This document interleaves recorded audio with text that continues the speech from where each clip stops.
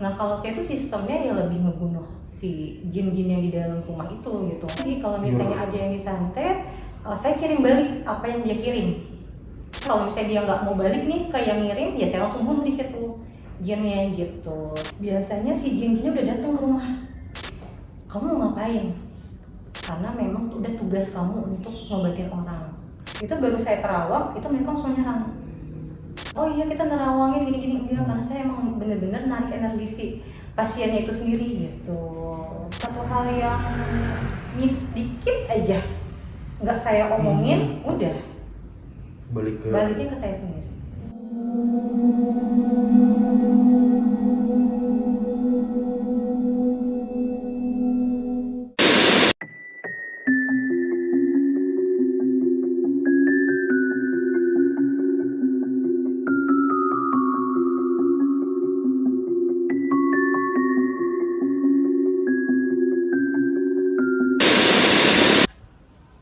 Sobat Gentayangan, di video kali ini gue mendatangi salah satu sobat gentayangan yang berada di Bandung, yang katanya sih dia ini punya pengalaman yang cukup menyeramkan. Penasaran gimana ceritanya kan? Kita masuk ke dalam aja langsung. Di bel dulu.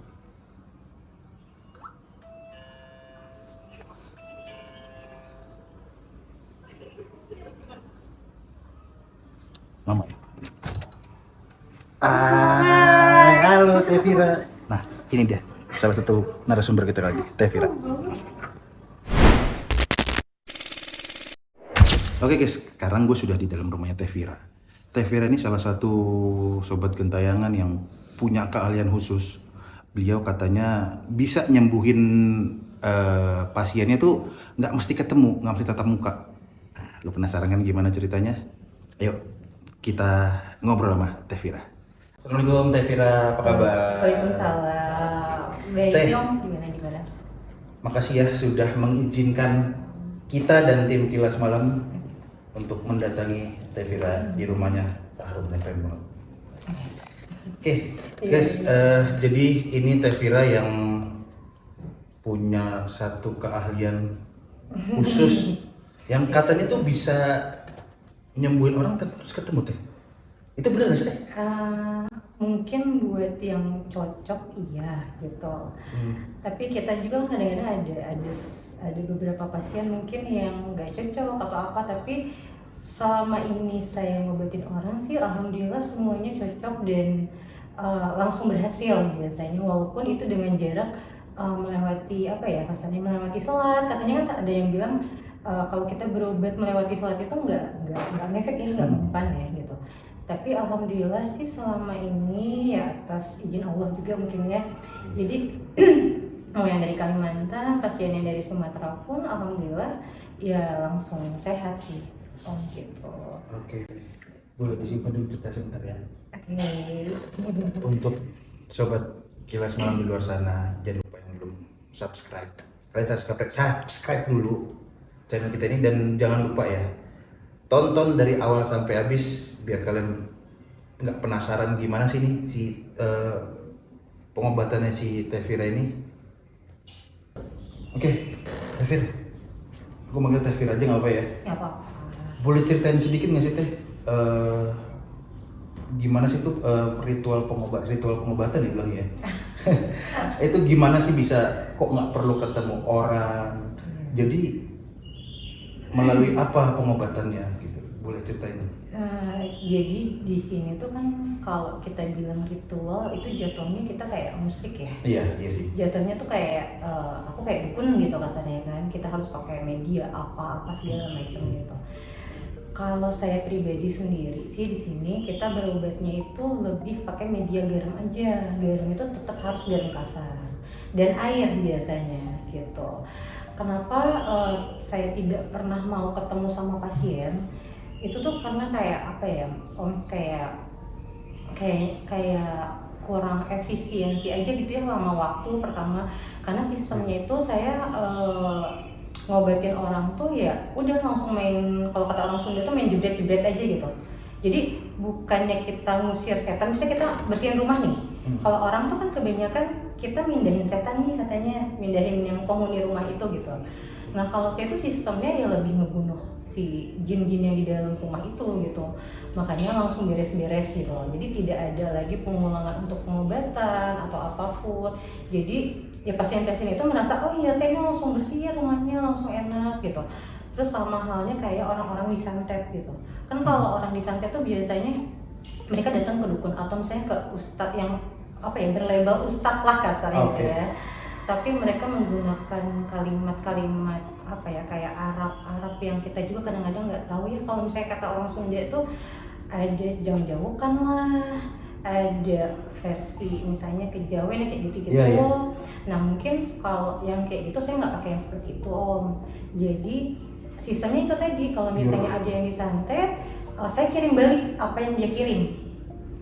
Jadi misalnya Omnya kena nih, kena, terus Omnya misalnya sama orang tuh mau dibikin meninggal. Nah, saya itu yang langsung nemuin dari sini, mungkin bukan wujud sayanya mungkin ya. Jadi lebih ke apa ya? Mungkin ya wujud versi lain lah gitu ya. Langsung datang ke rumah sananya tanpa saya harus mendatangi langsung secara fisik gitu.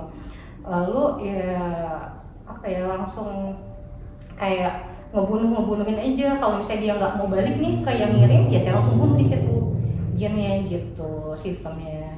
Tapi kalau misalnya mereka dibunuh nih, biasanya si dukun-dukun yang mereka yang nyuruh itu tuh pasti kan tahu nih, jin saya kemana nih kok nggak ada, pasti mereka nyerang balik ke saya. Itu selalu begitu. Tapi kalau kita nyerang balik ya udah kita ya aku langsung mainnya bunuh aja gitu. Jadi kalau misalnya dukunnya tahu aku udah ngebunuhin, udah berapa jin yang mereka kirim tapi misalnya mati semua gagal semua, udah mereka langsung berhenti gitu. Kalau mereka nggak berhenti, biasanya nih pernah ada yang kejadian dulu ada yang dibikin juga sampai meninggal itu sama saya dibalikin lagi, itu ya dukunnya yang meninggal. Dulu kenapa pasien yang meninggal karena jujur itu belum ketemu saya orangnya. Jadi dia ngincer satu turunan lah kasarnya, satu turunan. Jadi anaknya itu sempat minta tolong ke saya ini gimana caranya karena rumah tangganya pun jadi hancur kasarnya. Terus dibikin sakit segala macam ya. Akhirnya itu saya balikin gitu. Saya balikin ke dukunnya. Akhirnya qadarullah dukunnya yang kalah gitu, yang meninggal gitu. Ada satu pengalaman yang bener-bener bikin teteh nggak bisa lupa nggak teh? Maksudnya mungkin si jin itu bener-bener susah banget dikalahin atau bahkan harus sampai tektokan gitu, sampai perang gitu, ada nggak sih? Kalau yang perang itu emang selalu perang sih Om. Jadi jadi nggak langsung is dead? Enggak, jadi kan pertama mereka ada perlawanan. Kasarnya kalau misalnya baru ngobrol aja dia baru WA, karena kan saya sistemnya via by WA, tidak ketemu, tidak ketemu. Jadi mereka menceritakan, tapi hanya menceritakan sedikit lah, misalnya dia kenapa-kenapanya. Nanti saya paling minta suruh mereka untuk beli garam kasar atau menyediakan air, hanya dengan itu medianya sebetulnya. Nanti saya lihat di situ, ini kenapa, ini dari mana, ini harus seperti apa. Nanti biasanya setelah saya doain, setelah saya doain mereka pakai untuk mandi atau untuk ngepel rumah itu langsung berasa sih Om sebenarnya. Nah pada saat berasa itu baru mereka WA pun biasanya si jin-jinnya udah datang ke rumah. Kasarnya kayak kalau misalnya dia manusia mereka ngomong kayak gini, kamu mau ngapain? Gitu, jadi kayak udah ketahuan. Langsung gitu. Nyamperin teteh. Langsung nyamperin biasanya kayak gitu, kamu mau ngapain seperti itu. Nah, ntar biasanya kalau misalnya mereka sudah melakukan misalnya kayak mandi, ngepel segala macem, itu jatuhnya kan jinnya biasanya ada yang langsung mati di situ kalau misalnya ilmunya nggak terlalu tinggi ya gitu. Tapi kalau yang ilmunya tinggi, itu mereka biasanya nyerang balik. Nah, pada saat nyerang balik itu ya saya, ya itu kalau misalnya nggak kasat mata tuh kelihatannya kayak aku lagi perang, kelihatannya kayak lagi perang. Cuman ya alhamdulillah ya. Apa ya, jadi kayak dimudahin aja sih semuanya tanpa perlu aku maksudnya ya harus perangnya kayak gimana ya. Alhamdulillah mereka pas ngelihat sosok asli saya misalnya gitu, mereka udah takut sendiri Om, biasanya gitu. Serangan-serangan yang paling fatal ada nggak? selama ini sih Apa mungkin menurut Teteh selama ini itu easy lah? ya sebenarnya sih nggak mau takabur ya Om ya. Iya. Cuman selama yang saya hadapin mau itu tentang perjanjian setan, menjual diri ke setan juga, mungkin ada yang kayak gitu ya, yang untuk harta kekayaan dulunya, atau yang menjual jiwa ya kasarnya gitu, atau yang dia ya pemujaan, pokoknya sebenarnya paling serem-serem sih sebenarnya itu. Tapi alhamdulillah semuanya bisa ketanganin sih Om, tanpa ada gimana di saya, paling adanya di pasien. Adanya di pasien tuh jadi kayak gini, mereka setelah laporan setelah misalnya saya lagi diobatin nih dalam waktu sehari ini, entah mereka besoknya langsung ngomong, Teh alhamdulillah ini rumah misalnya jadi enak atau gini, tapi tadi malam tuh kedengeran di atas atap itu kayak ada yang berantem, entah parahnya sampai hancur gitu, ada yang seperti itu. Sampai ada yang, tadi aku ngeliat ada yang itu lewat keluar rumah, ada yang seperti itu. Malahan yang lebih parah itu ada satu keluarga yang diobatin, tapi mandi garam untuk, kayaknya mandi garam itu kan sebenarnya untuk dia penjagaan ya, sama pembersihan diri gitu. Nah, tapi si pembantu rumah tangga yang ada di rumahnya itu tidak disuruh untuk mandi garam sama si yang orang pasien ini. Itu sempat ada yang kejadian seperti itu pada saat dia ngepel itu, dia keluar kecoak dari leher. Tadinya saya nggak akan percaya atau Om, cuman memang saya ngeliat di pasien itu ada bukti-buktinya di WA gitu. Memang ini sampai keluar kecoak nih di leher. Terus ada lagi yang suaminya sakit, nggak bisa masuk kantor sampai bertahun-tahun. Pada saat di rumahnya itu sampai pembantunya anaknya itu sampai muntah darah, itu ada yang seperti itu. Jadi memang semuanya itu imbasnya pasti ke mereka sendiri, bukan ke saya gitu. Karena kan di satu sisi juga saya penjagaannya ada gitu, tapi di satu sisi juga ya mungkin kan itu imbas-imbas yang ada dari badannya mereka kan, keluar semua, pembersihan semua gitu, kasarnya seperti itu gitu sih Om. Berarti si air dan ini garamnya tuh garam dapur biasa kan? Enggak boleh, harus garam kasar. Kalau garam dapur nanti buat masak Om.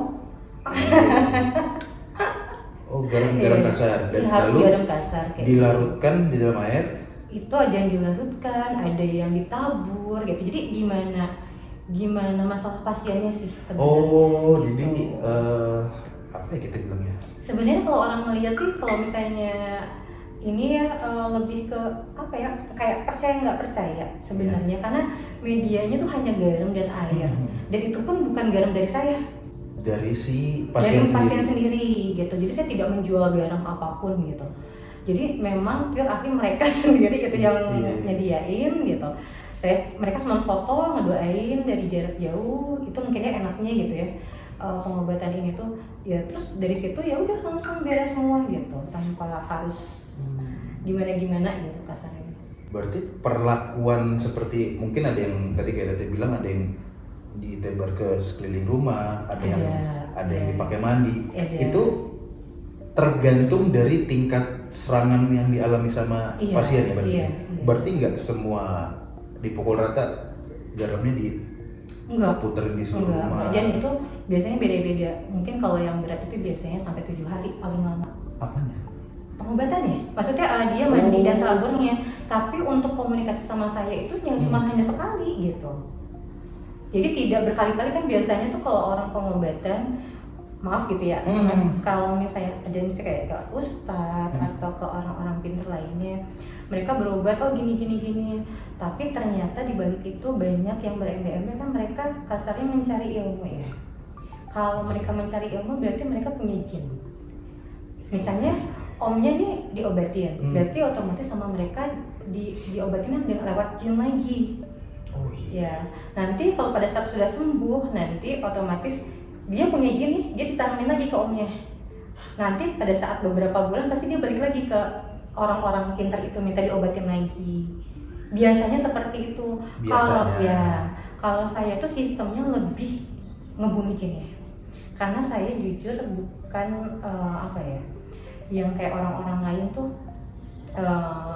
kita ngambil ilmu, nyari ilmu, atau kita ketempelan kita jadi indigo gitu, atau ada hal-hal gitu, itu enggak. Jadi memang pure arti emang gift ini dari Allah gitu kasarnya, jadi memang bisa merangin jin-jin itu dengan cara gampang gitu.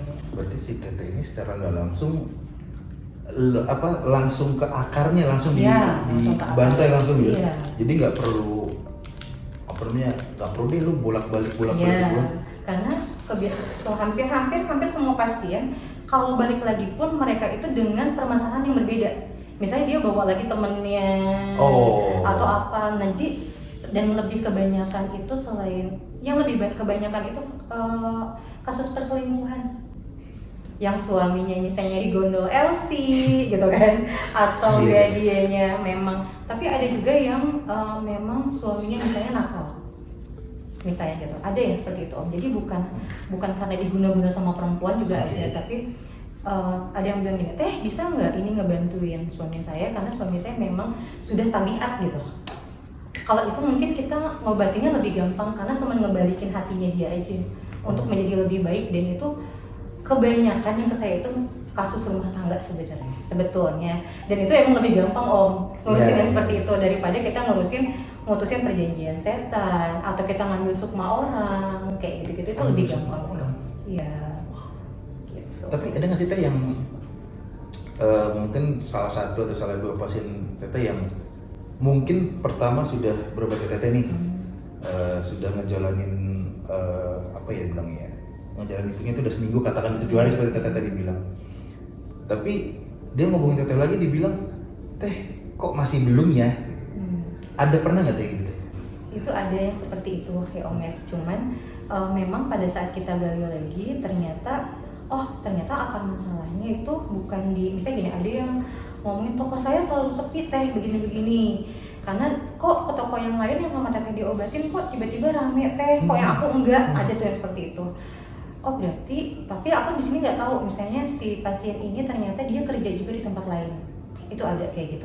Ternyata pada saat kita bongkar, pada saat saya tahu dia kerja juga di suatu instansi gitu, oh ternyata akar masalahnya bukan di toko, tapi di pribadi dia, di kantornya dia kasarnya gitu. Ya akhirnya kita bukan ngulang ya, kasarnya kan kita di awal tokonya dia sudah bersih nih, kita cari lagi nih akarnya berarti di dia. Pada saat dia diobatin ya udah rame lagi gitu, berarti memang udah beres semuanya gitu. Tapi berarti ada beberapa lah ya? Ada beberapa yang seperti itu gitu. Teh, ini Teteh serah mau jawab boleh, mau enggak juga apa-apa ya. Aku penasaran, ketika si Teteh lagi berperang gitu, maksudnya sama kayak di bayangan aku nggak sih, kayak di film-film perang itu apa ya namanya, adegannya yang berperang kayak di film gitu nggak sih? Iya, berperang kayak di film. Dan kalau orang yang indigo ngelihat itu udah beberapa yang lihat ya. Aku juga tahu dari mereka sih, maksudnya kadang-kadang kalau aku pikir sendiri gitu ya, di pikiran sendiri aku kan kesannya kayak halu ya. Kalau aku cerita kan, kalau misalnya aku perangnya seperti ini loh, gini. Tapi ternyata dari beberapa teman yang indigo dan anak kecil yang melihat itu, ya sosoknya memang aku berperang dan kayak film apa ya, Tutur Tinular, tau nggak sih Om? Yang pakai baju-baju kerajaan yang entah-entah kayak gitu, seperti itu. Yang katanya bawa pedang, tombak segala macam. Mungkin dari podcast ini juga mungkin orang-orang yang indigo bisa ngelihat mungkin ya sosoknya saya tuh sebenarnya seperti apa gitu sih, lebih kayak gitu. Berarti dengan ini sudah berapa lama sih Teh? Tadi kan sebelumnya kita ngobrol juga mungkin ilmu ini tuh dari gift dari kecil ya? Iya, gift dari kecil. Oke. Gitu. Boleh, maksudku gift itu tuh emang turunan kah? Kan ada memang orang yang memang turunan dari iya. atas-atasnya. Nah, dulu tuh sempet aku tuh sempet pengen nggak mau untuk ngobatin orang, kasarnya nanti kan akan berbalik ke kita. Kalau kita ngobatin orang yang tadi misalnya dukunnya nyerang balik ke kita gitu kan, atau misalnya nanti takutnya kita kalah, kita yang kena imbasnya, padahal kita nggak ngapa-ngapain lah kasarnya gitu, bukan kita yang bikin masalah atau apapun gitu. Awalnya sempat kayak gitu, sempat gak mau, tapi ternyata pas pada saya tanya-tanya itu, kalau memang turunan itu jatuhnya dia itu kayak ketempel kan. Kalau kata orang-orang kan biasanya kalau keturunan itu jatuhnya kita kayak ditempelin apa sih namanya apa ya, bukan kayak ditempelin karuhun ya kalau kata orang Sunda tuh, karuhunnya nempel nih, atau enggak yang dulunya tuh nempel gitu misalnya gitu ke badan kita kasarnya gitu. Nah itu tuh sebenarnya orang-orang yang bisa seperti itu bisa disembuhkan dengan dilepas. Gitu. Kalau misalnya memang keturunan gitu. Terus beda halnya dengan orang yang mencari ilmu, itu pun ilmunya pasti bisa diambil sama orang lain. Ya, ilmunya misalnya kan kayak orang kalau misalnya dia mencari ilmu kadang-kadang kan meninggalnya susah, makanya ilmunya dikeluarkan kan. Iya. Makanya seperti itu. Nah, kalau saya sendiri memang gift dan memang nggak belajar sama sekali om. Bener-bener yang mungkin dikasih sama Allah tuh buat menjaga diri sama memutus karma keluarga mungkin ya. Jadi karma apa ya namanya tuh, kayak memang orang yang emang ditakdirin untuk ngeberesin semua hal mungkin seperti itu kayak gitu. Jadi memang pada saat saya minta untuk dibersihin pun mereka ngomong nggak bisa, karena memang udah tugas kamu untuk ngobatin orang. Malahan sampai ustadz-ustadz itu pada ngomong bapak itu pengen jadi kayak kamu tanpa belajar, tanpa apa, sedangkan bapak tuh bisa ngobatin orang itu harus pesantren dulu, belajar dulu, ya puasa dulu, sedangkan kamu tuh enggak teh, ambil itu giftnya gitu. Dari situ memang untuk mencoba, ya udah ikhlas, intinya ikhlas. Alhamdulillah dari semenjak ngobatin itu nggak pernah sakit-sakitan. Jadi selama saya ngobatin orang semakin saya sehat. Awalnya di situ. Karena memang dari dulunya tiap saya dulu nggak pernah mau ngobatin orang, cuma saya selalu tahu misalnya ini orang kenapa tapi saya nggak mau ngobatin, nanti jatuhnya baliknya ke saya sakit, atau enggak ini orang bakal meninggal nih bentar lagi, tapi saya nggak ngomongin, jadi kalau misalnya untuk orang, saya melihat orang yang meninggal itu saya ngomongnya ke suami atau ke temen untuk ngeluapinnya gitu, ini orang ini bakal meninggal nih, sekian jarak persekian bulan atau persekian minggu gitu. Ini udah nggak bisa ditolongin. Itu pasti saya udah ngomong ke keluarganya gitu. Tadi Teteh udah sempat ngomong semakin Teteh membantu menyembuhkan pasien, semakin Teteh merasa badan itu sehat. Itu kan yang mana tuh alhamdulillah banget berarti kan. Nah, maksudku untuk keluarga sendiri, suami dan anak-anak, ada nggak gangguan yang mengganggu dari kita nyembuhin orang gitu? Kadang sih ada, kalau akunya teledor ya, jadi jatuhnya akunya belum magerin rumah sendiri, atau akunya belum magerin anak-anak. Itu kalau misal memang gangguannya dahsyat lah gitu, kadang-kadang ada anak tuh tiba-tiba demam kayak gitu, ya paling pengobatannya itu aku mandiin udah sembuh dengan garam tadi. Tapi tetap sih garam itu nggak misalnya kayak garam rupiah yang di online nggak kayak gitu. Jadi ya aku nggak pernah tahu sih. Jadi kayak garamnya aku doain lagi gitu, yang penting nggak kelangkain gitu, itu aja sih. Berarti nggak pernah ada namanya gangguan yang gimana nggak, alhamdulillah sih nggak ada gitu. Teh, satu pertanyaan terakhir, ini ada satu fakta yang menarik dari si Teteh. Katanya Teteh bisa ngebaca kartu tarot? Bisa sih, kalau lagi senggang sebenarnya om. Karena kan kalau tarot itu kan nggak butuh energi banyak ya. Nggak kayak pengobatan. Jadi kalau misalnya kita lagi senggang, ya kita baca tarot gitu. Tapi tarot pun juga itu bukan kita untuk menanyakan hal-hal, umur aku sampai berapa gitu kan. Bukan hal-hal yang seperti itu, tapi lebih ke hal-hal yang mesti cari solusinya. Ini mesti gimana sih teh gitu. ini orangnya seperti apa sih teh gitu, lebih kayak gitu sih gitu. Dengan bantuan si kartu tadi. Nah, dengan bantuan si kartu Ya, tadi. soalnya kan yang aku tahu orang kebanyakan kartu tarot itu untuk menanyakan jodoh gue siapa, Ya. gimana sih karir gue ke depannya di, Iya. di pekerjaannya Itu sekarang. bisa. Bisa. Itu bisa, kartu itu bisa gitu. Tapi bedanya dengan Teteh sendiri yang membaca tarot itu, ada nggak bedanya dengan apa ya dibilang cenayang ya?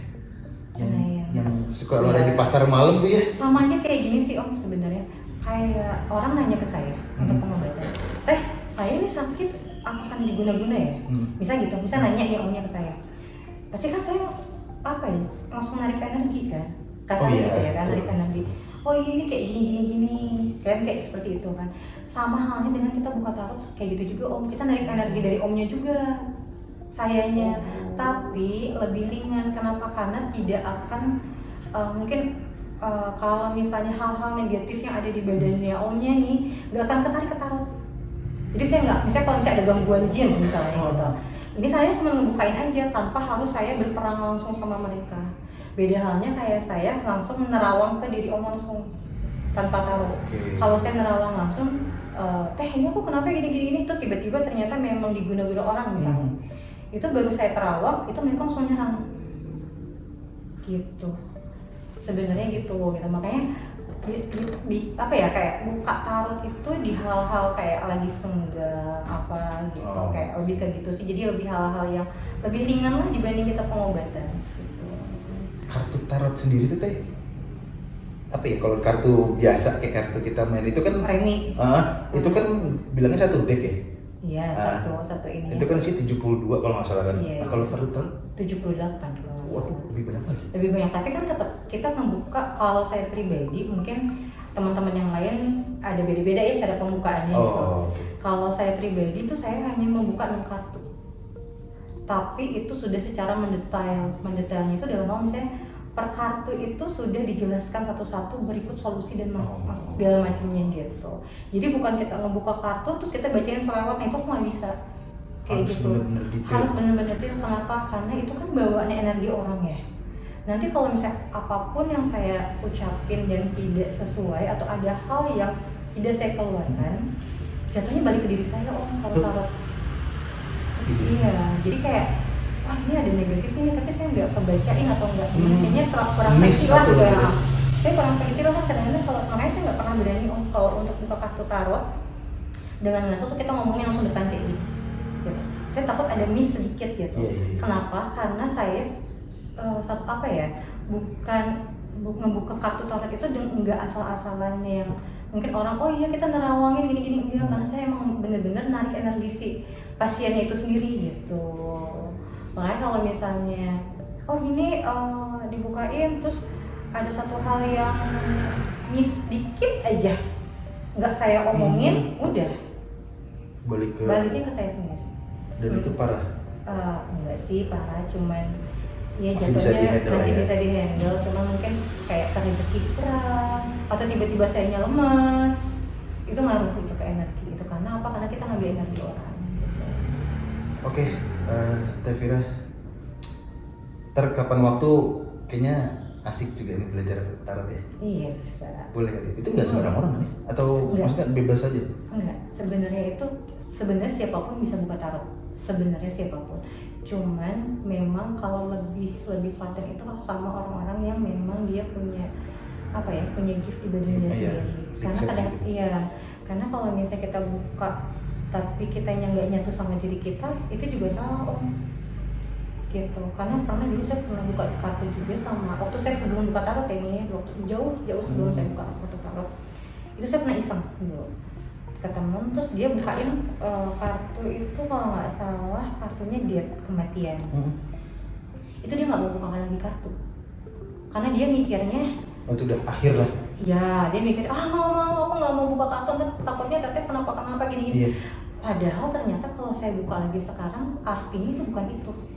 Banyak arti lah ya. Sebenarnya banyak arti. Nah itu di situ Om. Ternyata kartu diet yang dibuka untuk saya itu mungkin itu awal kebangkitan saya untuk benar-benar ngobatin dan perubahan hidup sebenarnya gitu.